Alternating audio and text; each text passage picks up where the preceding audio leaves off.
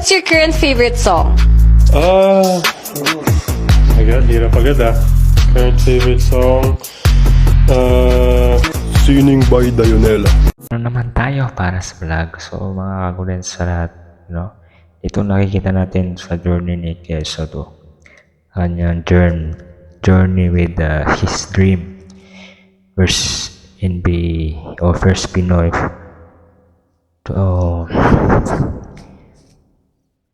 end in the NBA, gusto niyang pumasok. So yan, so, sige, maraming bashers, maraming utak talangka sa Pilipino, hindi naman lahat, but yung ilan kapag may pangarap, daming discussions and walang tiwala. So makikita yung progressive niyang talaga ngayon is naging siya, dominante, naging madiskarte, at saka yung sipag niya, big man, at saka mas lalo siyang ngayon, mas lalo siyang naging mature na siya, naging talaga yung sa daming experience niya sa basketball sa ibang bansa. So makita niya yung bunga, yung resulta niya sa kanyang pagsipag at syaga, tuloy.